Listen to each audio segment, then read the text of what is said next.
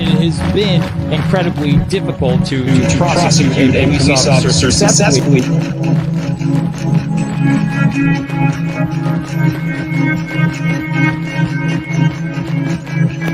I'm sick and tired of seeing black men and women killed and nothing done about it.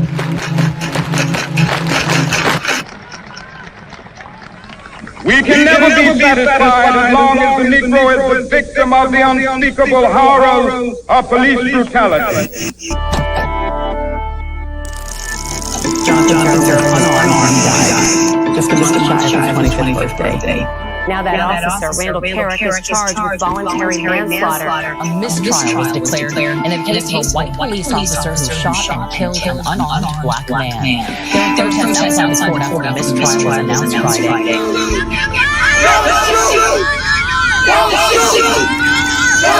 Eric Garner of a heart attack on Thursday. The father of six can be heard on the tape saying repeatedly, prosecution. That's what this is all about. Many people simply cannot understand why the grand jury did not indict when they could actually see video of what went down between that New York police officer and Eric Garner. Michael Brown, an unarmed 18-year-old, was shot and killed during a struggle with a Ferguson police officer. Darren Wilson will not be indicted. It's feeling among many of these people that black lives don't matter. Not one reason that this grand jury find to indict him. Yes. How can we be promised that this injustice will happen again to another black kid? In another state tomorrow. How do we assure our kids that they're safe out on the street with our That's my question. I have a black child. Chicago police officer J.J. Van Dyke shot and killed 17-year-old Juan McDonald. For the first time in 35 years, a Chicago police officer is charged with first-degree murder. That officer found guilty of second-degree murder. Very unusual, very important. It just goes to show you how serious that I am about my life and all these other lives that are out here that are scared of the police. Greetings and welcome to the official launch of Vote Quadrant, a nationwide initiative to end police brutality. I'm joined here, my name is Jimmy McMichael. I'm joined here with Mike Muse. Good evening, Mike. Yo, what's up, Jimmy? How are you, my friend? Good to see you, man. Glad to be here. Glad everyone's watching. True change, as we've always talked about regarding police brutality, occurs when the holders of four political offices, mayors, district attorneys, judges, and police chiefs or commissioners do their jobs and hold law enforcement accountable for their police practices and actions. And so as we've talked, the Vote Quadrant seeks to do three things. The first is to share information and raise awareness that true change happens when we vote in our local, town, and our in-state elections. The second thing that we want to do here is mobilize people to vote in the local elections to ensure that we elect politicians who will represent our concerns and our issues appropriately. And the final thing is we simply want to create the change that we want to see. So tonight's forum is going to feature a robust panel discussion with Judge Carlos Moore, Mayor Eric Simmons, Attorney Dorian Spence, and retired Police Chief Joseph Bryant. And you'll hear more about their bios soon. And so I'm glad, Mike, to introduce you a little bit later, knowing that you're going to be facilitating tonight's panel. And we're going to introduce you a little bit later as the founder of Vote Quadrant so people will understand who you are a little bit better. Jimmy, so I can't wait, man. I'm excited. I'm excited for the first time someone else can help me carry the load. So good luck. I have complete faith in you. Doing town halls are not easy, but I trust you would do it well as our chief operating officer, brother. And I just thank you for all that you have done for Vote Quadrant. And welcome, everyone. I can't wait to see y'all soon. So, Jimmy, I'll stop talking because I'm going to be talking a little bit later and let you take over, my brother. No doubt. All right. And I'm going to give the ball back to you really soon. So don't even worry. You're going to get it. So, ladies and gentlemen, when Mike created Vote Quadrant, he envisioned a nationwide movement that would educate, energize, and mobilize the public to action. He saw this initiative as a strategic solution that would unify people, organizations, and institutions in a partnership in the quest to motivate change. So tonight, I'm proud to share news of Vote Quadrant's initial partner, and here to make the announcement of that partnership is a special guest. So ladies and gentlemen, please welcome Mr. Reuben A. Shelton III, Esquire. All right, Jimmy. Thank you so very, very much, and thank you all for being with us tonight. Man, that video was extremely powerful and moving. But it touches my heart every time I see that, especially the Michael Brown situation, because I'm from St. Louis, and I'm very intimately knowledgeable about what went on in that situation and how tragic those circumstances were. It's, so thank you for that. Thank you for kind of setting the tone for what this is really all about. But good evening to everyone. I'm Reuben Shelton. I'm the international president. They call me the Grand Pole Mark, but it's really just the international president of Kappa Alpha Psi Fraternity Incorporated. And again, I want to recognize Brother McMichael for his leadership in so many areas of the fraternity operations, but especially for spearheading this initiative and this program tonight. We do have some very special distinguished guests, and I want to thank them as well. Really good brothers, deep in the struggle. I can't think of anybody more valuable to this conversation than these brothers tonight. Mike Muse, thank you for making this opportunity available for the fraternity. We're knee deep in this, and we're all in, and we're going to do whatever we have to do to make this a successful venture. Mayor Eric Simmons, Mayor of Greenville, Mississippi, Attorney Extraordinaire Dorian Spence from the Lawyers Committee for Civil Rights Under the Law, Police Chief Joe Bryant. This brother has worked with us from the beginning of our Learn to Live program. And I can say from firsthand knowledge that the Learn to Live program has saved one life, but probably many, many, many, many more.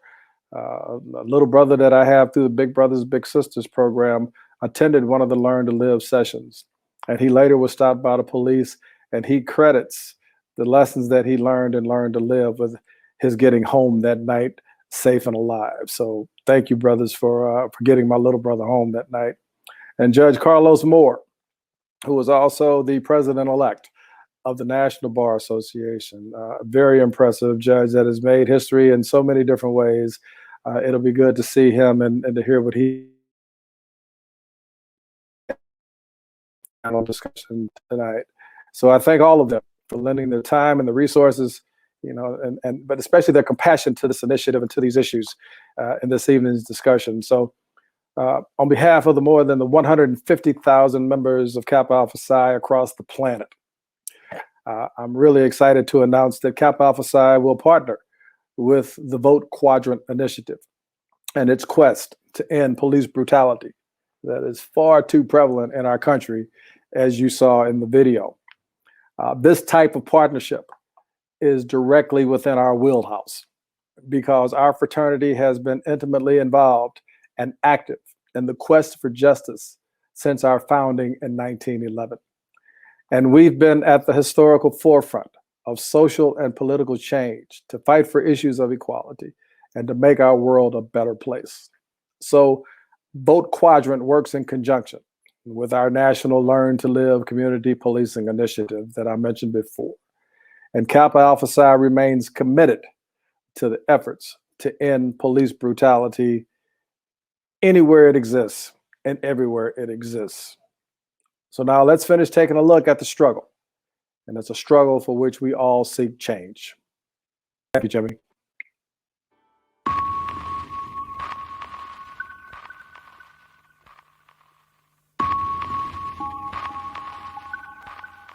An officer shot and killed 12-year-old Tamir Rice on Sunday. Tamir Rice was playing with a pellet gun when officers arrived.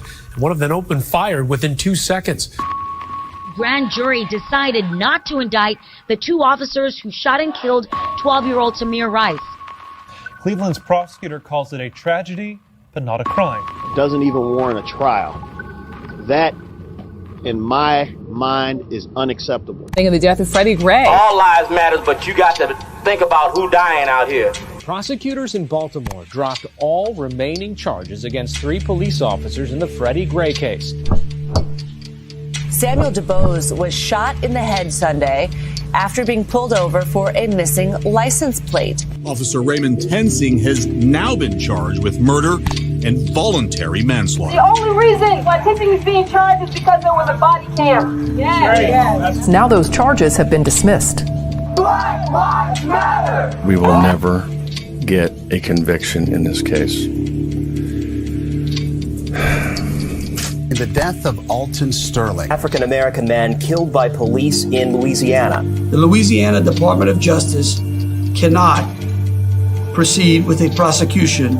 All we want is the same justice that they put against us whenever we go through certain trials and tribulations. Philando Castile, a supervisor at a school cafeteria where kids loved him. Police officer Geronimo Yanez shot Castile to death while he was in the car with his girlfriend and her 4-year-old daughter. Jurors found Yanez was reasonable in his decision to shoot and kill Philando Castile during a traffic stop last July.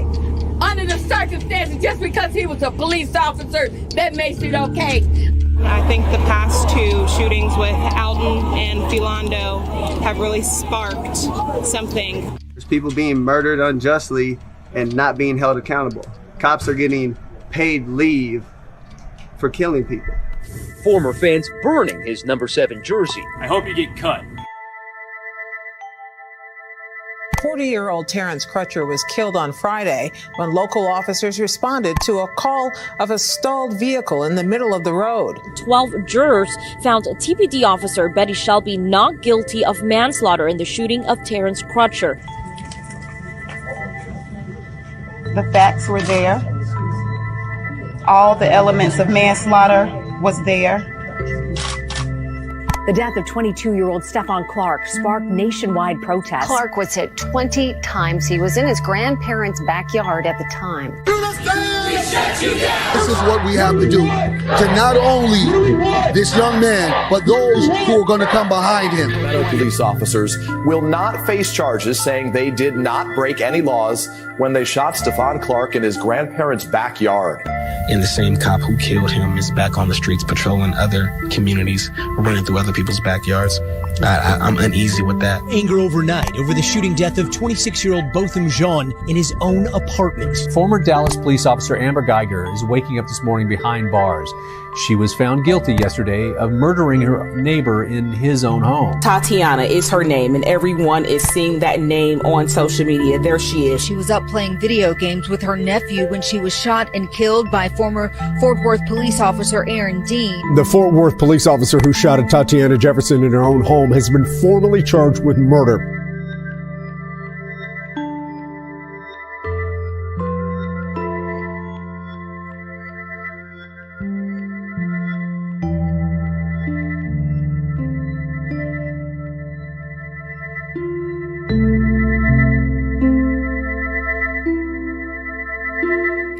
Breonna Taylor. A woman was shot and killed in her apartment.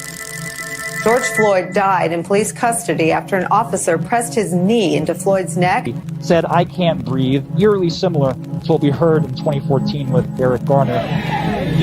Black Lives Matter. I filed an amended complaint that charges former Minneapolis police officer Derek Chauvin with murder in the second degree. George Floyd, whose killing by U.S. police triggered anti-racism protests right around the world. Weeks of global protests and international support and impact around the world. Protesters marched once again in cities worldwide demanding police departments change their tactics. George Floyd! George Floyd! George Floyd! At this moment, I have the honor of introducing the visionary who established Vote Quadrant as a not-for-profit organization. Mike Muse is the host of Sirius XM Radio's award-winning show, The Mike Muse Show. He's the co-host of Sirius XM's Sway in the Morning Show, and he appears regularly as a national political contributor for ABC News. Mike is also a music executive and co-founder of Muse Recordings. He's considered a pop culture expert, a political expert, and simply a change agent. By intersecting politics and pop culture, Mike uses his platform to create social change. Now, I could speak of all the articles he's written in national publications. I could share all of the national media spotlights in which he's been featured, but we don't have enough time in tonight's program for that. So I'll simply present to some and introduce to others the founder and CEO of Vote Quadrant, Mr. Mike Muse, who's going to talk to you about Vote Quadrant, and he's going to introduce and he's going to moderate tonight's panel. So, ladies and gentlemen, Mr. Mike Muse. Mike, it's all yours, brother. Hey, what's up, Jimmy? Thank you, man. I just want to take this time out right now, ladies and gentlemen, just to thank Jimmy Michael. He is my Chief Operating Officer for Vote Quadrant. Jimmy has been responsible for so many things regarding Vote Quadrant and continuously pushing us forward. And he's done a great job tonight with producing our first ever national town hall. And let me say, producing a town hall isn't easy. Jimmy is such a perfectionist. He's been worried about every single detail. And I was like, Jimmy, it's technology. It happens. We'll go with the flow. So, ladies and gentlemen, I hope you will be go with the flow with us. This is a very important day for Vote Quadrant. My soul has been stirred. I'm sure as many of you have as well. Also, too, I have been on this incredible emotional journey for the week. Vote Quadrant was never supposed to be a nonprofit. Vote Quadrant isn't supposed to have the movement that it does now. Vote Quadrant was birthed out of an op-ed that I wrote with Level Magazine in partnership with Medium. Because of the response to the Ahmaud Arbery murder. And when I was writing my op-eds, I just couldn't see or do another think piece about another Black man dying, a Black person dying. And I wanted to advance the conversation because I knew we were going to have to do that unfortunate hashtag that was going to trend. And I knew there were going to be tireless advocates and protesters sweating in the streets for justice that we oftentimes don't find on behalf of Black people. And I wanted to provide a solution of where can we go forward. And it started with this basic principle of I asked myself a question. I said, how do we get police officers to stop killing Black people? And I sat down with myself in front of my laptop and I said, all right, Mike, at its core, they don't, because police officers never see themselves in handcuffs. That's an important part for today. They never see themselves arrested. They never see themselves with mug shots. They never see their fingerprints. They never see themselves in front of a courtroom or in front of a judge. And so for all these reasons, what is the reason to give pause to pull the trigger? There's never been a consequence for pause to pull the trigger. And so I said, well, who is responsible for giving these police officers pause for pulling the trigger? And I said, it starts with these 4 municipal offices, the mayor who then appoints a police chief. And then there's a district attorney, and then there's a judge. So those are the 4 areas that I thought are the ones that could cause pause for the officer. Those are the ones, when they work in concert and unison with each other, can see that officer in handcuffs, can see that officer before a judge, can see that officer being sentenced in a trial.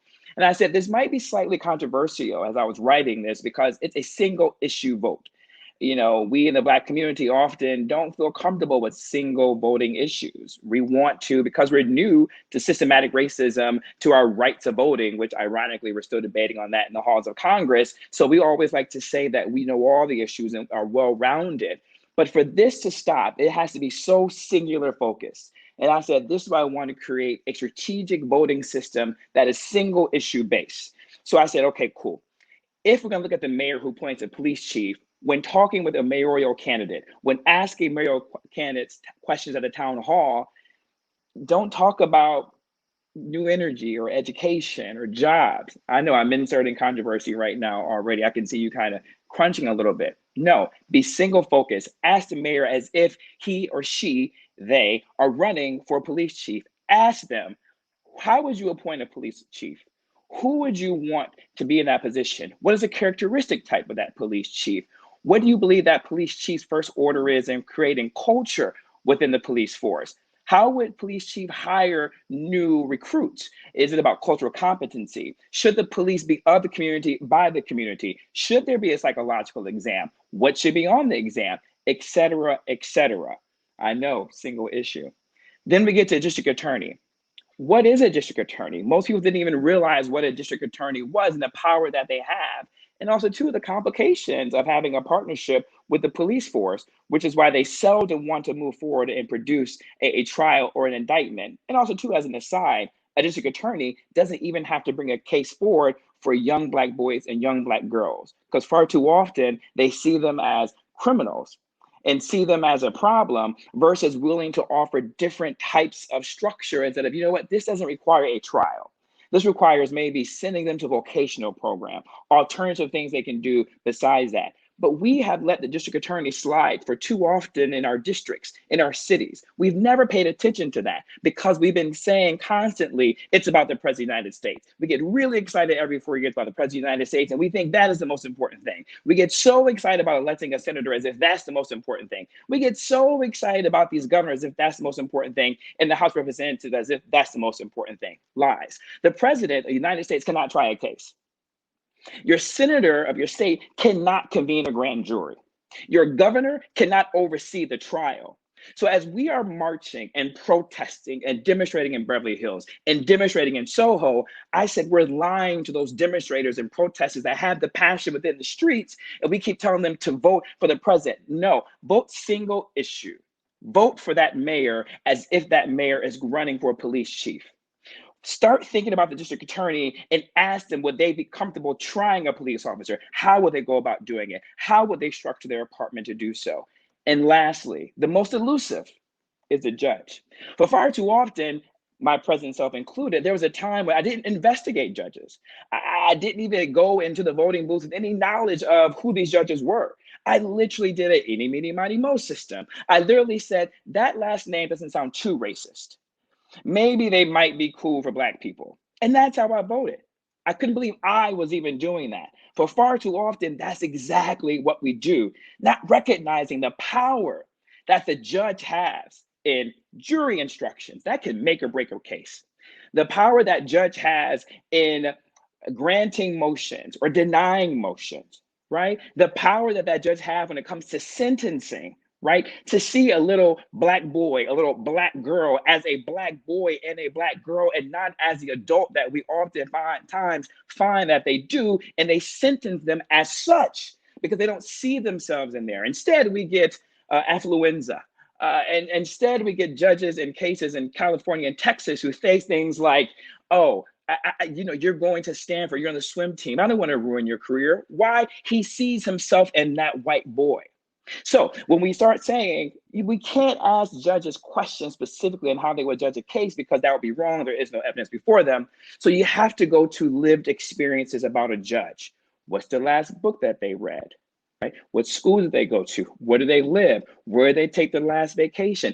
Ask the questions of each judicial candidate to understand the lived experience, to understand how will they judge, how will they rule a courtroom? How will they administer sentencing? So inside that guidebook, I also give questions on how to ask, because being this single issue focused when it comes to police brutality and stopping police brutality and stop police killings of Black people and making sure they're held accountable, those questions are new and sometimes can be a little uncomfortable, but that's what Vote Quadrant Guidebook does. It teaches the types of questions to ask. And that was what and how it all started. That was my op-ed. Next thing I know, my editor, Jermaine Hall, said, can you pull out the guidebook specifically and really talk to us and frame it out more? I was like, okay. Next week, the following week, this is all within 3 weeks. The following week, my friend Shalonda Hunter, she said, Mike, can you make this in a PDF form? I was like, I guess. A couple of days later, a good friend, Lynn Scott, who you will hear me talk about a little bit later, said, I'm in. And I'm like, in? What are you in for, Lynn? This is a op-ed. This is a guidebook. Long story short, by that weekend, we created a website for people to download the guidebook. By a couple of days later, we were getting and fielding calls from academic institutions, corporations, athletes, entertainers, you name it. People were coming to us to figure out how they could help spread the word. And our nonprofit attorney, Kim Tignor, she said, Mike, you have to create a nonprofit. I said, I don't want to. I don't want it. Jimmy read my bio. I'm busy already. Thankfully booked and busy. I said, I don't have time for another thing. Kim Tignor said, Mike, you have to. This moment is getting bigger than you. And so I said, fine. I accepted it. And I've been leaning on the support of community. I've been leaning on the support of friends. And I've been leaning on the support of so many other individuals, including Jimmy, to help usher this, because this is bigger than me. I'm just here as a custodian. I view this as really temporarily, which is why we're asking you to go to votequadrant.com and click on that donate button. and feel free to donate to us so that we can expand our operations, hire more staff so we can spread this word. Why? Vote Quadrant works. This is why I'm emotionally charged. What happened over this week's events at the result of the Derek Chauvin trial of guilty was a result of Vote Quadrant. No, I didn't have anything to do with it. No, the citizens of Minnesota, well, I don't know, maybe I didn't read the guidebook. But what happened was it was a system working on behalf of us through the elected officials. The previous mayor of Minneapolis, as I get ready to bring on my panelists, the previous mayor of Minneapolis appointed the current police chief because she said the Minneapolis police force needs change. It needs a cultural change. It needs a shakeup to be reflective of the community. This current mayor backed this police chief when he fired those 4 officers who killed George Floyd. What we saw was the county prosecutor who showed no interest in forming any indictments. And the prosecutor said, I don't even see anything that maybe it calls for an indictment. The state attorney general signaled, no, there is enough evidence, Keith Ellison, to support an indictment. What do we see then in that moment? The governor appointed Keith Ellison as state attorney general, who's elected as a special prosecutor. What we saw within a week, indictments. What we saw was Keith Ellison form an all-star team of prosecutors who prosecuted that case fervently. For far too often, we see prosecutors not wanting to prosecute a case when it comes to the killings of Black people because they don't even want to charge the police officers. They're doing it for political reasons. But now we saw that. We saw how a case can be done. Then we saw a judge. And the judge has given no indications of anything. But I watched the trial. And as I watched, I said, this judge gets it. This judge wants to make sure, in particular, one example where he said, I know the defense is trying to use George Floyd's drug use and opioid addiction as a way of cause the death. What he said is, I'm going to limit the witness's statements to talk about how or if you can prove that opioids killed him and not Derek Chauvin, but you will not put George Floyd's character on trial. You would not put his character, his lifestyle on trial or his opioid addiction on trial. That was key. And then what do we see? Those famous statements that said bail revoked. You saw former officer Derek Chauvin stand. And one of the first times in a rare instance, we saw a white police officer handcuffed, guilty, to a back room within 8 weeks to face sentencing of 12 and a half years to 40 years.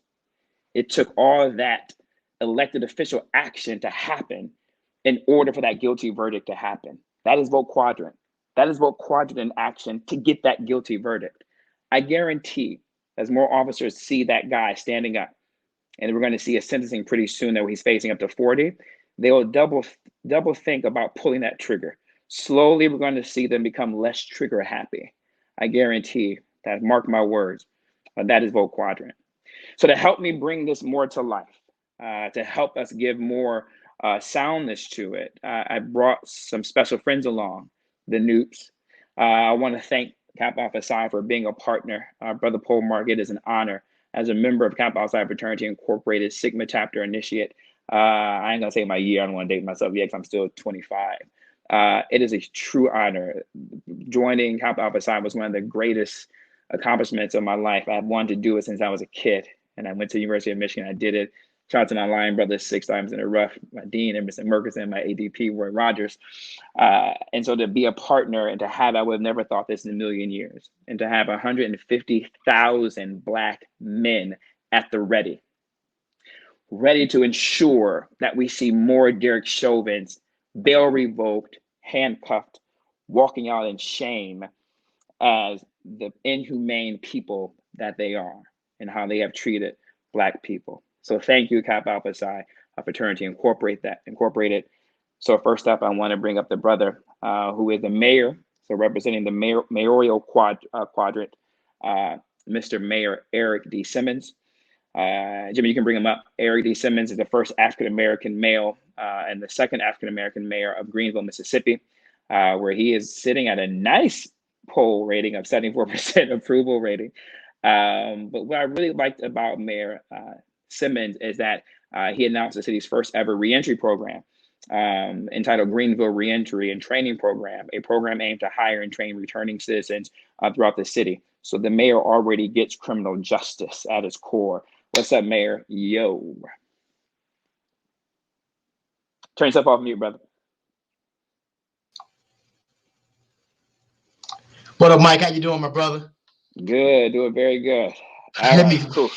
Let me first begin. I do, I heard your comments, man. We're so impressed with what you're doing here. It speaks to achievement. And we know, and brothers across this country and in the world, for that matter, know that the road to Capital Land is long, rough, and rugged. You just talked about it with your sayings. And similarly, this road to equally address police brutality in America is long, rough, and rugged. We have to make sure that we're making some steps to move forward. We just have that verdict in the Chauvin case, and that's some steps forward. But racism must be addressed. We must dismantle those negative policies that create the discriminatory practice against Black and brown folks. We must strategically create and implement good policies, and that's the role of the mayor. We got to create those good policies that create equitable equity and fairness for all. And it's so awesome that you got the police and the judge and the mayor and the district attorney all in, and we have to be all in on this rough and rugged road. Kappa is doing a great job. Thank Grand Pole for partnering with this partnership with you and this awesome work that you're doing. That partnership speaks to achievement. That partnership speaks to inspiring service in the public interest. And I salute this outstanding organization of Kappa for conversation, consciousness, and a call to action. But more importantly, we speak to you, and all of those K's are spelled with a K. All those conversations and conscious and calls are spelled with K's. But Mike, thanks for your leadership and your service, and thanks to the brothers on this panel for what they do day in and day out in their respective roles, in their respective systems, because you talked about systems, because it takes all of us to effect change to stop police brutality. Thank you so much, brother. Ain't nothing like having the mayor as part of your panel. They gonna give you a speech, brother. Yes, sir. Okay? Yes, sir. And thank you for that, brother. It means so much. I left somebody else who's very important in my life, Patrick Conley. What up, Noob? Thank you for all the support. Next, I want to represent the person, the quadrant of the police chief. So Jimmy, you can bring him on stage right now. Brother and Director Joseph Bryant Jr., Department of Public Safety. This brother is literally amazing, historic. To read his bio would take me a half an hour, and I'm not. But just know that this brother has over 24 and a half years of police work. Something that was really important to me was that he served as a police major, serving as a commander of the entire operational section of the department and the human resources unit. So I'm diving into that, brother, about training, hiring practices. But what's more important, he was the chief of Delaware River and Bay Authority Police Department when he retired in 2013. Colonel Bryant was the first African-American chief of police in the history of the agency. So we have our police chief times 10 with us. Welcome, Brother Bryant. How are you today, brother? I'm great. Good evening, brothers. And I'm honored to be on this call. I think it's a very important topic, obviously. The things that happened this week, I think really set the stage for this conversation this evening. I will say this one thing. I think you will see more police officers be guarded in how they do when they encounter with Black folks. I can assure you of that. So I'm looking forward to the conversation. I'll end it there. And again, brothers, thank you for having me on this call. Yes, thank you so much, Brother Bryant. Now, next I have someone who really is a dear friend of mine, Mr. Dorian L. Spence, who's going to represent the district attorney quadrant. Dorian isn't a district attorney, but he is an attorney who understands all the roles of attorneys. He is an incredible human being, a great brother. I've had him on my show, the Mike Muse Show. The audience loved him. He's a director of special litigation and advocacy at the National Lawyers Committee for Civil Rights. He serves as director of special litigation and advocacy for the National Lawyers Committee, where he coordinates works that cuts across organizations, projects, et cetera, et cetera, et cetera. But really what's most important was that Dorian was instrumental in developing the Lawyers Committee's Know Your Rights campaign in response to the Alton Sterling The situation happened in Baton Rouge, Louisiana, and Mr. Keith Scott, the situation that happened in Charlotte, North Carolina. Unfortunately, Dorian Spence supports Ohio State Buckeyes. As you know, as University of Michigan fan, there shall be none of that. So expect limited time with Dorian today, but I felt the need to at least let him show his face. What's up, Newt?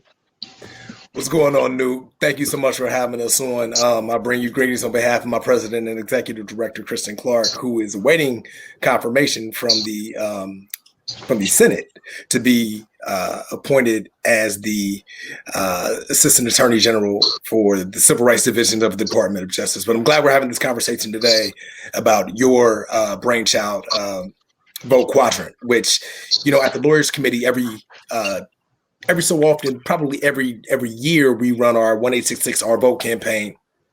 And through those efforts to protect the right to vote, one thing that we always talk about is voting down ballot and how important these local elections are to these ideals of justice and equal rights under law. And I think you've hit the nail on the head as far as really putting this program into a package that's easily digestible and understandable for the lay people, right? The mayor is in complete control of the ins and outs of what's going on in your city. Your police chief, whether they be appointed, or your local sheriff, if you don't live in a city that has a police chief where you vote on that sheriff, they're in control of what happens every day on your street. Your district attorney is in control of who gets charged, who doesn't get charged, who gets clemency, who gets amnesty, what charges get dismissed, what charges get tossed out, so on and so forth. And then you have the judges who enforce the law, interpret the law in the courtroom, who grant motions, who grant warrants, so on and so forth. So these are the issues that are in our faces every day as human beings, as we exist in these municipalities, these cities, these counties, these states. And I'm glad you brought up Keith Ellison as well, who's the Attorney General for the state of Minnesota. I want to give a shout out to my Attorney General of my adopted home city of Washington, D.C., Carl Racine, who does fantastic work in keeping the executive branch in check. But all of these officers are critically important to Black communities specifically and the other communities of color. Mike doesn't know it, but he's also an Ohio State fan, being a member of Kappa Alpha Psi. If you know, you know. So, brother, I'm so happy that you had me on, given that I was made at the Epsilon Lambda of Kappa Alpha Psi down the road from Ohio State at Ohio University. Thank you, brothers. Look forward to a fruitful discussion. For the non-noobs that are out there, just know that was the biggest troll of all times, and that was probably one of the shadiest moments of all time for all the non-noobs out there. All the noobs out there are laughing right now at that comment. Last but not least, I'm gonna get you back. I'm gonna find a way, Dory, to get you back on that one. Last but not least, we have this incredible historic brother, a judge, folks. Y'all don't understand. When I was creating Vote Quadrant, these are the people that I had in mind, I was thinking about. And to know that these brothers are Black, and so they're men out there doing this work as guardrails gets me so excited. And so the fact that I have a Black male judge on here, man, it just gives me such pleasure. So I want to just introduce Judge Carlos E. Moore. He is the managing partner of the Cochran firm and based in Mississippi. When I say he's historic, he is historic. He was the first African-American municipal judge pro temp for the city of Clarksville, Mississippi. He was also appointed as the first African-American municipal judge pro temp for the city of Grenada, Mississippi. He was also named 2017 the city attorney for Jonestown, Mississippi, the city attorney for Drew, Mississippi. And as you heard earlier, he is the president-elect of the National Bar Association, to which he'll be sworn in July. Welcome, Judge Moore. How are you today, my brother? Good, Mike. Glad to be with you. Thanks for having me. Good evening to all the groups. What up, brother? What's up? All right, so let's just get started. My audience was very familiar with me. Those who may not be familiar with me, you know, I don't write any questions down. It's all about energy. It's all about feel. And it's all about keeping the conversation going. So I'm going to bring you all brothers in sync with each other in conversations, and you won't get the same question. But what's interesting, I thought I was going to start the conversation with Mayor Simmons, but I actually want to start with Judge Carlos Moore. Judge Moore, just because of the way I ended it talking about the judge in the case of the Derek Chauvin trial. Can you, not necessarily talking about that case, but can you just underscore the importance of being mindful of the judges that we are electing to the bench and how the judge can have an impact on a trial of national consequence like the one that we just watched. Yeah, Mike, I was listening to you earlier, so you've already hit the nail on the head. The judge has a lot of control. He's the umpire of the trial, and so he makes the calls. He calls the shots, and so he could have allowed a lot of things to come in that could have been detrimental and really biased the jury. But he made sure, as you stated, that they were not going to crucify the deceased, George Floyd. It was not his trial; it was Derek Chauvin's trial, and he made sure he gave them a tightrope to walk, and they had to walk it, or he was going to bang the gavel, so to speak. And so that was very important. So he understood what many of us as brothers of Kappa Alpha Psi and as African Americans, period, understand, that when someone kills a black man, an unarmed black man, they should not go on trial. The white police officer, whoever the police officer, should be the one on trial, and their character needs to be examined, not the person that needs to be rested in peace. And so I was very proud of the job that the judge did. And I was proud he did not declare a mistrial. The defense tried to do everything they could to get him to call some bad shots, but he stuck to the law, and I'm appreciative of the judge, and I'm very appreciative of the jury. Hey, Jimmy, can you mute everyone else when they're not talking? So I call their names and get a little background noise. Judge Moore, with that being said, I want to dive a little bit deeper into the way that we elect the judge, right? And I've been talking a lot earlier, and it's in the guidebook, so I need to rehash that specifically.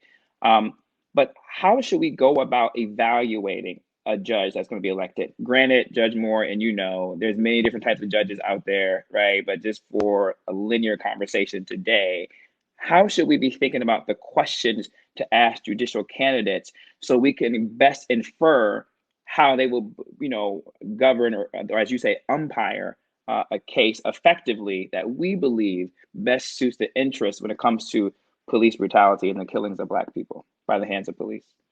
Great question, Mike. So the first thing, there are various different types of judges, and so if you're trying to find out who's going to be umpiring a criminal trial, you need to know what jurisdiction you're in, which state. And Mississippi, circuit judges and county judges umpire criminal trials where there's going to be a jury deciding the fate if the person is guilty or not guilty. And they have jurisdiction over criminal matters. And so you wouldn't ask the same questions of a chancery judge who does divorces and probate issues in Mississippi. So if you're looking to see who's going to be handling criminal trials, you will first find out your jurisdiction and find out their jurisdiction. So in Mississippi, I would ask any candidates for a circuit judge their philosophy, their temperament. What have they done in the past? If they have candidates forums, that's what you would do. A lot of times these judges are not really talking directly to the public. They may knock on a few doors, but a lot of them are unopposed, because once you become a judge, most lawyers won't run against you. So you're there for 30 years once you get in, 30 or 40 years. But if you ever catch a judge that's running in a contested race, ask the poignant questions, or ask the lawyers that appear before the judge, what's that judge's background? What do they know of them? But you need to know if they are conservative or do they swing liberal. If they are appointed judges, you need to know something about the ones appointing them. I'm actually an appointed judge. Chuck Espy appointed me in Clarksdale as the first Black judge there, municipal judge pro tem. And so if you know Chuck, you would know what kind of judge he was going to appoint. The other judges looked nothing like me and had a lot different temperament. You never would have had an alternative sentencing program in their courtroom because they did not have sympathy or empathy for the folks that appear before them. 80%, 90% of the folks appear before me are African American. And so coming from where I come from, I see myself in them. And so I give them the benefit of the doubt. And that's what I was talking about, Dory. I'm gonna come to you next, but that's what I was talking about, Judge Moore, when it comes to how that the white judge and the case of affluenza, of being too affluent, being too privileged, of being too rich to go to jail, right? And he saw himself in that. That's why it's important to have people on the bench that are reflective of the community or lived experiences. And that's why it's important that we don't let this rest too easy, because as Judge Moore, you just said, they sit on the bench for 30 years. Before I go to Dorian, I want to ask you one question, Judge Moore. I talk a lot about the jury instructions that a judge gives. Can you elaborate from a judge's perspective why that is so important and so critical to cases? That's one of the most important roles of the judge, is to give the jury instructions, to instruct the jurors on the law. Jurors a lot of times have the average juror may have an 8th grade education that we learn in law school, and so they don't know the law. And half of them evidently don't watch TV. They don't even know the procedures, and so the judge has to announce the law and tell them the law. And the jury instructions lays out the elements. It lays out what the prosecution should have proved beyond a reasonable doubt. And so if that law is messed up, the juror is going to be very confused, and that's going to be grounds for appeal as well if the law is not very specific and accurate as the statute cites. And so that's one of the most important roles of the judge, and it's very important. So Dorian, as I come to you now, I think now I'm going to just talk about reverse engineering from within the courtroom, from the judge to the district attorney, and for those who are prosecuting the case. Talk to us a little bit about, I'm going to use the word temperament from Judge Moore, but I want you to elaborate a little bit more of the will to want to prosecute the cases when it comes to police brutality or police killings of Black people by the hands of police. Can you talk to us about the temperament, the will of a district attorney, and why it's so important, one, to vote for district attorneys, but to ask the right questions that gets to that case of will and temperament, because those cases are not easy to mount. Right. And I'm actually going to start in a little different spot, if you don't mind, Mike, because the idea of being a district attorney or a state's attorney, in some places that they're called, like Prince George's County right outside of DC, they're called state's attorneys. But the local prosecutor is supposed to be driven by a core value of wanting to see justice carried out, right? To enforce the law. And I think too often we conflate enforcing the law with just being tough on crime, right? Every prosecutor or every police officer or every elected official wants to run on this platform of being tough on crime, because to be the opposite of that is to be soft on crime. You asked this question about this will to prosecute, but we're never thinking about the will to prosecute or questioning the will to prosecute Black men or Black people or communities of color or people on the margins of our society, right? So this question of the will to prosecute police officers who have clearly violated their civic duty or their duty to enforce the law equally, or protect and serve, or truly be sentinels at the corners of our neighborhoods and really protect every people or every person under that umbrella, is something that is truly baffling, right? So when we see on TV or we see these videos of police officers that are doing things wrong, whether it's the murder of George Floyd or the murder of Alton Sterling or the murder of Keith Scott down in Charlotte, or the killing of Eric Garner up in New Jersey, this question of whether there's a will to prosecute when there's clearly been a life taken by a police officer who's exercising authority outside of what's reasonable within the scope of his duty. And the decision to not even bring this case in front of a jury so that the public can give an opinion as to whether or not this person has done something right or wrong is something that's fundamentally critical to communities of color, specifically the Black community, when it comes to determining or choosing or electing district attorneys who are there to enforce the law and carry out justice, right? So we have to think about how closely are these people that we're electing tied to our communities, number one. Are they truly our allies? Or are they just running on another platform where they're saying we're tough on crime and that's it, right? Because that really means nothing to us, right? Tough on crime gave us mass incarceration. Tough on crime put our neighborhoods in the position where they're economically disadvantaged, right? And we live at the intersections of these marginalized identities, right? So we really have to understand what these people are elected to do and how they are aligned with our communities. So using the word alignment, Dorian, to our community, can you talk to those who are really getting new to district attorneys and how it works and how they work in concert with law enforcement? Is it because can you talk to the alignment that they have with law enforcement, right? And so how then do we get to that core of, rooting out those who will be aligned with community, knowing there's alignment to law force? So what kind of questions should we be asking of these district attorneys to kind of parse into that gray of the alignment? Right. So you have a couple of them in your vote quadrant. handbook. You know, how will you hold police departments accountable? What will investigations look like if there is a police-involved killing of an unarmed person or an armed person, just like we saw a couple of days ago in Columbus, Ohio? What does an investigation look like? Is there a presumption that the officer who committed the homicide is innocent, or that they're even telling the truth, right? And yes, police officers and district attorneys are supposed to work together, but they're not supposed to be in cahoots. And I like how you highlighted that in your Vote Quadrant manual, right? There still has to be an idea of accountability for everyone who breaks the law, right? Even if it's police officers or lay people. But the other side of that coin, right, is what does it look like for you to implement programs for the community, for people who are deserving of either leniency or diversion programs or treatment because they just had a slip up? We can't just select people who are hell bent on just locking everyone in our community away. We've done that for decades, right? And what do we have? We had an epidemic called mass incarceration.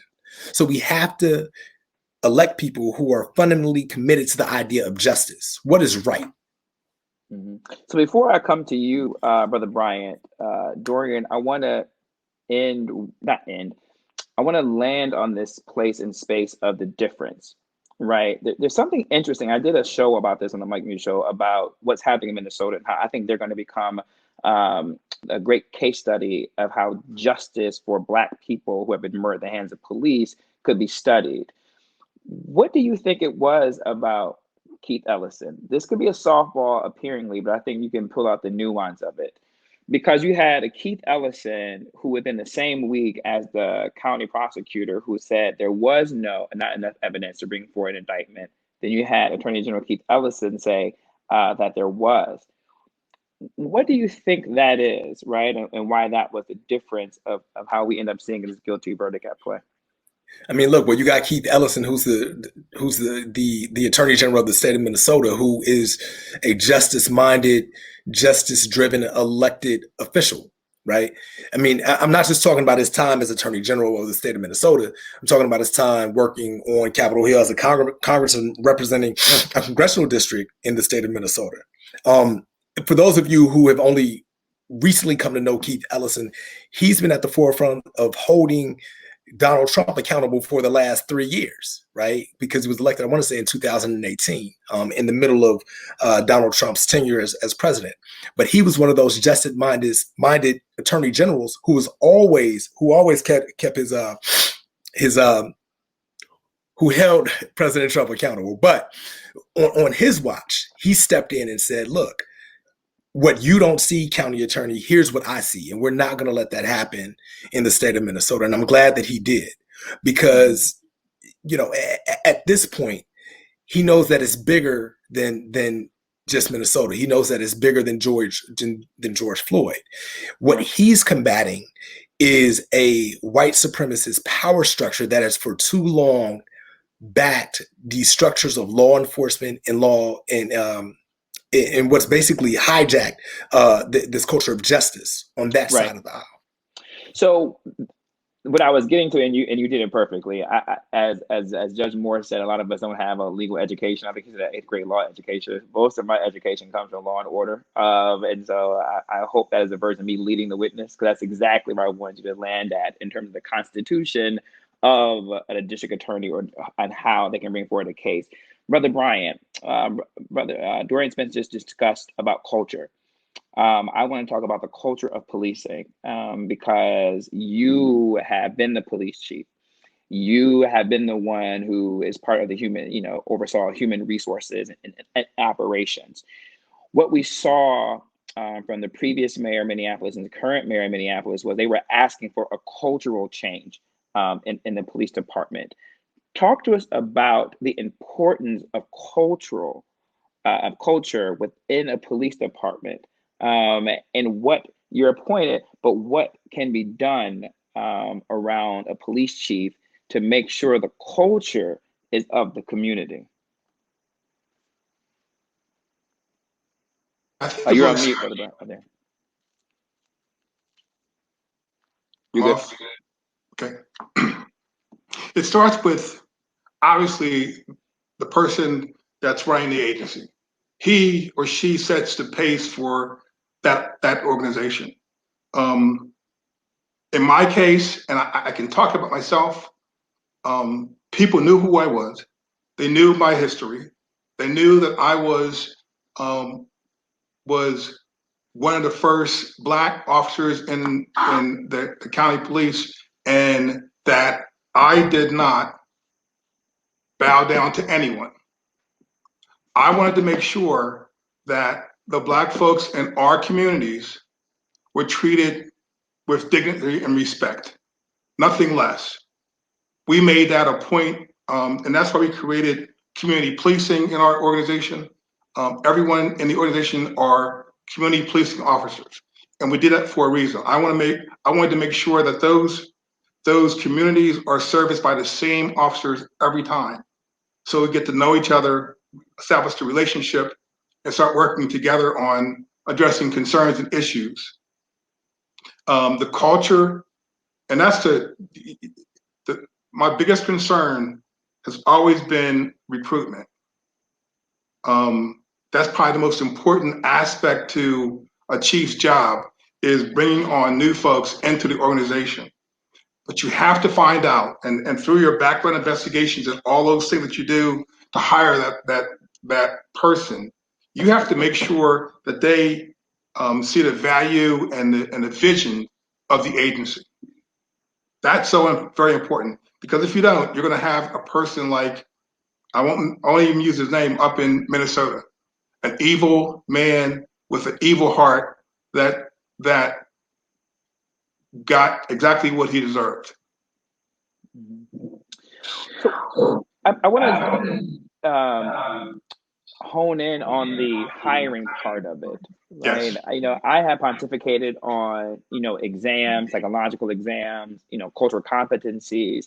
Do you see that as important? As the audience is watching, I've challenged the audience and I gave sample questions on what to ask of mayoral candidates, as if they are running for a police chief, right? Like, what advice, would you give to the audience that is out there on what to be asking the mayoral candidates as if they're running for police chief, that gets to cultural competency and psychological exams? Do you see the value in that, right? Do you think that is key to helping change the culture of the police department right now? I think it does. Again, I think what's important is your values and your vision for the agency and the community that you serve.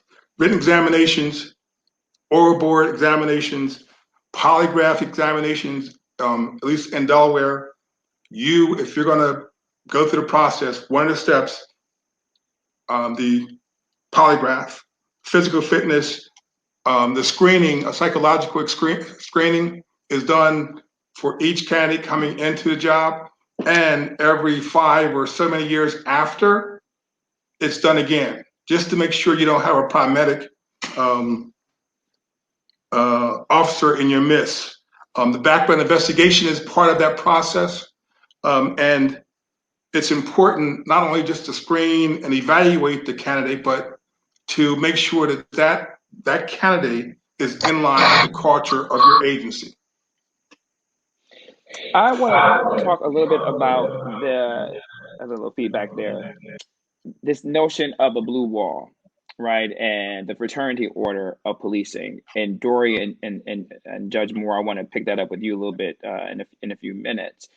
I believe that was very paramount in this case in terms of what we saw those police officers going against former police officer Derek Chauvin. I get a lot of callers on my radio show platform, and they always, the police officers say, I'm a good cop. I'm a good cop. I'm one of the good cops. And I literally said, stop saying that. You keep saying you're a good cop here on air, but what are you saying in the locker room? What are you saying, around the water cooler? What are you saying at your police meetings, right? To stop and to admonish your fellow police officer. I feel like it's always been this fear of retribution, right? If they were to come out against it, and the police unions are powerful, and we're not here to talk about that.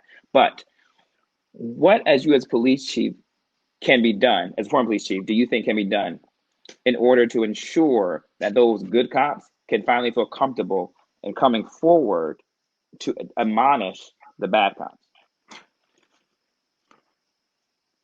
What you saw in this trial, I think it sets the stage for that to happen.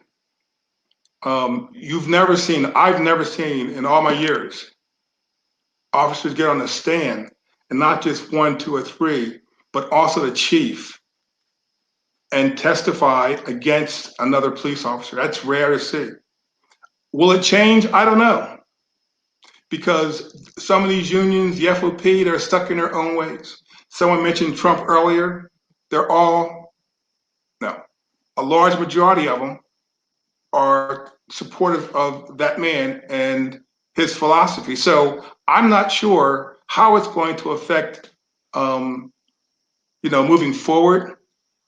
But I'm hoping that the message was sent loud and clear out of Minnesota that it's okay to do that. It's not right for you to just sit back and let an officer do something to any person, specifically a Black person, and not do anything about it. Do you feel there's always been a fear of retribution that's existed within the police force?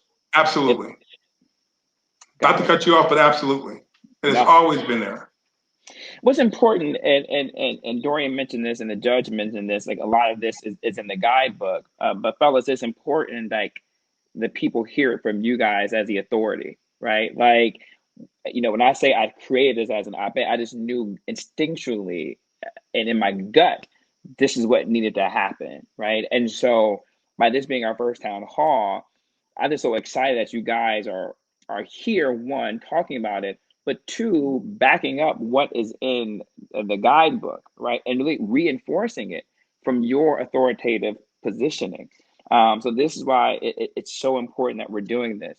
So Mayor Simmons, how do you as a mayor, I think you're gonna be one in the hot seats today. How does you as a mayor, how as other mayoral candidates are thinking this through, as other mayors are out there of their cities, support a police chief to make sure that culture changes, that culture changes a fear of retribution from the good cops to the bad cops. Because I don't want to hear anymore about I'm a good cop. You're not a good cop if you are not out there admonishing the bad cops publicly. You're not a good cop if you call up my show anonymously, talking about I'm a good cop. Say your name, right? Say your rank, say your city, say your precinct, right? And call it out. But that is where that union comes in. And that's when mayors have often battles with the unions, the budget, the lobbying, So where are we with that? How can we eradicate that to make those good feel protected? I think Dorian hit it on the head by using the term justice minded. And so what you have to first have is a justice minded mayor, a justice minded city leadership that is looking for the right police chief to trickle down the culture in that particular police department, to be justice minded, to make sure that they take care of the folks in their community. And that comes from a large part of making sure that you lead someone and looking for a police chief that not only recognize and address implicit bias and diversity, but someone who can truly serve the whole entire community, including communities of color, diverse communities, Black and brown folks, and is able to effectively engage, police, and partner, keyword partner, with the community. And so when you talk about that partnership, to hire police chiefs in communities, you have to have the community. And you should make sure that the community makes that decision. And so that's what we try to do, town halls. Get your candidates up in front of the police, in front of the community, and let them ask those hard questions to those police chiefs candidates to make sure that they are community minded. They believe in community policing. We do that here in the city of Greenville, making sure that they're partnering with the community. But more importantly, if they act up, they're held accountable.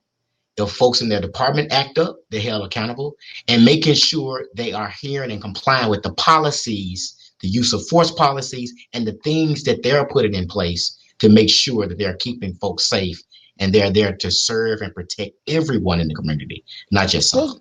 Let's do this. Can you go into accountability? And, as you speak, feel free to speak from your own personal or first person narrative, but also too, just in the mayors across the country as you're thinking about this, right? 'Cause we know that you're doing a great job and doing on your best.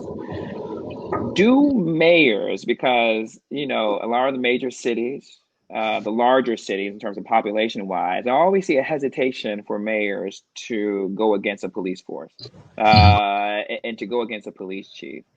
How can we as citizens who are watching this, who are going to be voting for mayoral candidates, hold mayors' feet to the fire to make sure that they are holding police chiefs accountable, looking at the exams, asking about the culture, asking about should they be other community, asking about psychological exam? Because I don't see that enough personally. So I just want to get your opinion on that and how we as a citizens, the voting members of society, can hold mayors more accountable to make sure they're not scared of these police chiefs that they appoint. That's right. When a mayor candidate runs for office, I think it is incumbent on the community, to stay woke. And I think there was an awakening with the George Floyd situation, but now the community needs to ask the mayor candidates, who do you serve? The community or the police? I think that's a critical question. And when you run for office and you begin to go out and knock on doors and say, I want your vote, do you support those fashions of networks and sectors of a community, or do you support the whole community? And if you do that and understand that you are that chief operating officer of your city and you're serving the people, you will make sure that you're making sure you have a police chief that serves the entire community. And I think they need to ask those mayors those hard questions, but also you need to ask those mayors, how would they enforce police brutality, incidents of police brutality in their police department? I think they need to ask those mayor candidates, what would you do if you have an officer involved shooting if you were the mayor? And I think they need to ask those hard questions of those mayors to make sure that they're getting the right candidate for mayor that's doing the right thing for the community as a whole. So as I began to open up the conversation to all the panelists to join in and for a group dialogue, Mayor Simmons, I want to ask you this question. Yes. I started off talking about the single issue voter and how that can be viewed as controversial to the Black community. I think I know the answer, but I want you just to elaborate on this from a politician, elected official perspective. Is it often that you get, let's say, individuals or groups of interest who come to you with just a single issue in mind, whether it's converting City Hall to go green, whether it's implementing some type of reading program in elementary school, whether it's paving the roads of downtown, whether it's doing something with the business community? Do you often see individuals come into your office who are single issue votes? And if yes or no, the second part, how often do you see people consistently coming to you about the police chief and police brutality with the same interval as you would see the others? Yeah, we do get a slew of folks that come in with a single issue, and it's based upon their various interests, and we know that business folks are more concerned about business profits and how they can expand their businesses. Women-owned and small minority businesses come in talking about how can we be fair and expand opportunities and all. But you also have social justice activists that come in and they talk about the police. After the George Floyd and the Alton Sterling, we did solidarity and unity marches in this community. And we did it with those folks who had those single issues about police brutality. But this mayor and other mayors around the country join in some of those marches. And you have to do that. You have to listen to your people. And I think mayors have to actively listen to their folks. But regarding that single issue about police brutality and social justice, is an underlying issue of racism. And so when you begin to address racism, you can hit police brutality. When you begin to address racism, you can hit how Black and brown businesses are not getting the same opportunities as others. And so I think if we talk about a single issue, moving forward, it is to address racism in America. And so we do that here. We created the reentry program. You talked about it earlier. We hired our first returning citizen on March 1st, 2018, because in this administration, we truly and strongly feel it's about the skills to do the job versus the ills of one past. So we hired brothers, returning citizens, over 30 now in this community. And these brothers and sisters, man, had state charges, federal charges, but they working here in the city of Greenfield. Yeah. So when you begin to talk about racism and you really, really face it and talk about it, we'll hit head on police brutality. And I think that is the underline and the upper line and the bottom line of what happened to Floyd, what happened to Sterling, what happened to all of these brothers and sisters who have been killed by the hands of bad police officers. So basically what you said, bottom line, ladies and gentlemen, as you're listening, it is okay to be a single issue voter on police brutality. It happens. It's okay. We're giving you permission to be a single issue voter. With that being said, Judge Moore, as we open up to the group dialogue, I'm gonna have a little fun with this. I think in my mind, I've created a little game. But we, as a judge, this doesn't be your personal experience, but just from your experience of being on the bench, you're kind of the last stop within this quadrant, if you will, right? As judges are sitting on the bench, what do you wish the citizens would have done more of a better job on focusing on within this quadrant, and why, right? Like out of the quadrant. Yeah, I think it's asking the right questions, asking before the people get into office, the mayors, the district attorneys, the state's attorneys, or whatever, because once the people are in office, they're going to have a term in office, and you may have to wait 4 years, 8 years, or whatever to get them out. And so it's very important to ask the correct questions on the front end. It's sort of like a marriage. You date, but is and you that get engaged. For? I'm sorry, Joe. I didn't mean to cut you off. My bad, brother. I'll allow it. Look at the courtroom. You see how you did me, Dorian? Go ahead. Meaning, out of the other three, like, what do you, when you're like sitting on the bench or you see other judges sitting on the bench, you wish, out of those three, the community would have paid much more attention to that person, either the mayor or the police chief or the district attorney? Are you sitting there like, damn? I think the most important. Yeah, I think the most important out of the three, because it has the direct handle on that's pulling the levers of the criminal justice system, is the district attorney. As you saw, if it had been to the district attorney or the county attorney in Minneapolis, in that county, Hennepin County, George Floyd's killer would have walked free. He was not going to prosecute him. Had there not been a black attorney general, someone who was progressive minded, justice minded, in position of authority to overrule him, Derek Chauvin likely would have never been prosecuted, because he looked at that video, the same video we all saw, and saw no crime. And that is beyond ridiculous to me. But that shows how much discretion a prosecutor has. They are the gatekeeper. You can't get before the judge until the prosecutor says so. If the prosecutor decides not to prosecute, it's over with.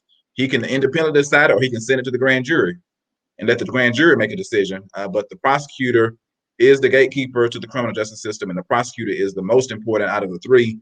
The mayor is important, the police chief is important, but when it comes to criminal justice reform or prosecutions, it's the district attorney, the state's attorney, that I would say you must get right. You cannot afford to get that wrong. Well, since Dorian Judge called you out as being one of the most critical parts of that, what do you say to this judge? And then what do you think is the most critical part of this quadrant? I learned early in my legal career to not disagree with the judge. If the judge said it's a district attorney, it's a district attorney. But I'm just going to put a different spin on it. I'm going to say yes and. Imagine if we were having this conversation about accountability of the police, and we reframed that conversation about to talk about accountability between the police, right? This blue wall of silence that you talked about earlier shouldn't just be about, if something happens within the ranks of beat cops or traffic cops or police departments, then we close up and nothing happens and we don't tell on our own. It's about getting bad apples out of here. You made a great point about if you're a good cop, then you should be telling on bad cops all the time, right? So when we talk about police chiefs and we talk about instilling a culture of accountability, imagine if we lived in a world where Derek Chauvin knew that he couldn't do what he did to George Floyd because his partners wouldn't let him do that, right? And everyone in that police department would point the finger at him and say, hey, look, this is wrong. We don't operate like that. So I would say the second most important figure in your vote quadrant is the police chief or the police commissioner, because they set the standard as far as what's accountable and what's acceptable and what the culture of accountability is going to be within the police department. Damn, this is good, fella. This is working exactly how I thought it would work. So since Brian, he called you out the remaining 2 minutes that we have left, do you agree with Dorian? And then what do you think is the most important part of this quadrant? You're on mute, brother. But there you go. Okay, I still think it's the prosecutor. I agree with that. However, I too agree that there has to be a way that just to cause these officers to change the way we do business. You know, you can't sit back. Think about this. You had this man with his knee on the neck of this man on the ground. You had three other cops there, and none of the three said anything. No, not one of them said, stop, get off of him. You had a 9-year-old girl saying, get off of him. But you had 2 or 3 officers there that didn't say or do a thing. So, you know, we have a lot of work to do, especially in the law enforcement community. There's a lot that we have to do. I think this is a great start. I really do. Good. I think that it shook a lot of people in this law enforcement community to see, again, that many police officers testify against another, and then that one going to jail for however long. What I'm learning so far is, Dorian, people either love or hate you. I will either love or hate to go before Judge Moore because he plays no games, right? And I want Joseph Bryant on my team if I was a mayor as a police chief, which mayor, you get the last word, which makes me nervous. But in the final minute we have to wrap up here, what do you think is the most important part of this quadrant? I think the prosecutor is critically important, but we also have to make sure that mayors create those policies that de-escalate those situations, create those policies to try to avoid those situations. How do you make sure officers are wearing body cams? What policies do you put in place to create that culture in your police department to avoid situations like this? And last, I got to give a shout out to Delta Chapter 1951, May 6th at Jackson State University. I just got to do that, MTH chapter, 10 Flames of Your Desire, Spring 97. I just want to go ahead and just put it out there. Since the bros are here. Baby, I didn't know we had grounds to do that. I didn't know we had the room to do that. I just had to do it. I just had to do it since I had the opportunity. Greenville alumni chapter. I got to throw all of that there. Here we are. But yet here we are. I knew I was gonna be in trouble letting that brother close us out. Love chapter, what up? If y'all still on with me. Wilmington alumni chapter, Wilmington Delaware alumni chapter. Yo, baby. Northeastern Province. 10 Flames of Your Desire, baby. Well, look, Yoda's secret chapter. Let's just keep doing it. And I want to put some parameters on this so I don't lose my nonprofit status. Vote Quadrant is a nonpartisan organization. We do not support or endorse any candidates nor any political entity or organization. Noobs, thank y'all so much. Thank you, so much having you guys on. I literally love y'all, brothers, man. I'm so proud of you. You guys represent achievement in its highest form. But you guys also represent our community in its higher form and doing things that are not easy. I literally cannot thank you guys enough for coming on. You don't know how much it means to myself, to the Vote Quadrant team, to Jimmy and what we're doing. I hope I can bring you guys back again for future conversations. I can lean on you as some of our experts. And yes, I did just deem you guys the experts of Vote Quadrant. It's too late. It's done. And I appreciate you guys so much, man. So I thank y'all for y'all time. And look forward to having you guys back. Ladies and gentlemen, as we get these individuals off of our stage, I want to bring up onto the stage my Chief Operating Officer, Jimmy, to come up as we give our thank yous and our final closing statements. As you heard today, ladies and gentlemen, this is why Vote Quadrant matters. You know, I just did an op-ed, and then from his op-ed, here we are today. And I'm so thankful to the experts that we just had that really gave some, I mean, we didn't need validation, but they really gave some validation as authorities in each of those respective quadrants on the importance of what we're doing. And that's why it's important for us to be here today. We need your support, not just community and cheering for us and liking and posting as you guys all have, but we need your dollars. We need a financial commitment so we can grow this organization so that we can replicate what happened in Minnesota into every single state across America. And we need your donations. We need you to come on board and host fundraisers for us. We need you to come on board and host salons for us. We need you to come on board and donate. VoteQuadrant.com. The donate button is there. We can use the support. As you can see, the work is critical. The work is needed. The most important aspect of the donations, besides from just operationally, is the educational aspect of it out there. Vote Quadrant can work. More Derek Chauvin can be found guilty if we're able to educate millions of Americans, hundreds of millions of Americans on this Vote Quadrant system. At this time, as a close, I just want to thank you, Jimmy, for your tireless support and for saying yes to being part of Vote Quadrant. I want to thank the Lady Cabo, who was my right-hand person in the beginning. I definitely want to thank Lynn Scott for all that you have done, and you have been a tireless advocate.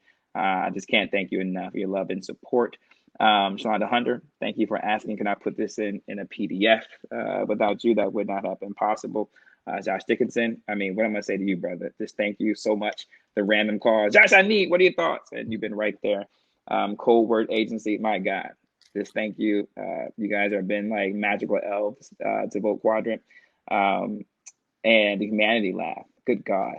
I mean, talk about like a Make-A-Wish program, but for nonprofits. I don't know if that was appropriate. I probably shouldn't have said it like that, but I'm just thank you because you guys have helped make our wishes come true with Vote Quadrant at this point. Jimmy, would you have any closing words you want to say?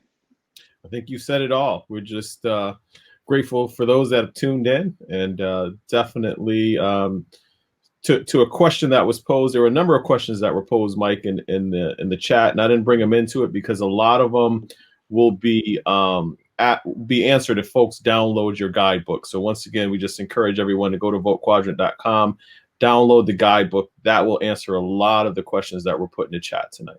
And as Jimmy reads the text I just sent him and text me the answer, I want to just quickly say about the guidebook. A lot of the things that you saw some of the brothers talk about was about the variations of different types of judges, different types of police chiefs, different types of mayoral candidates. Those are in the guidebook with more specificness. So some of you may live in rural communities.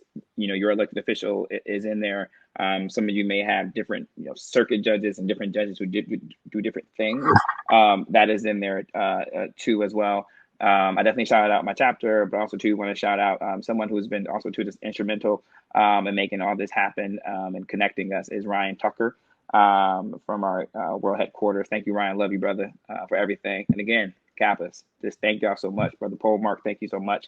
I look forward to this partnership. You guys are going to see us doing so much more, so many great things to make sure more guilty verdicts are done. So with that, go to votequadrant.com. Follow us on all socials at Vote Quadrant. We try to keep it easy. Until next time, folks, as I always sign off with peace.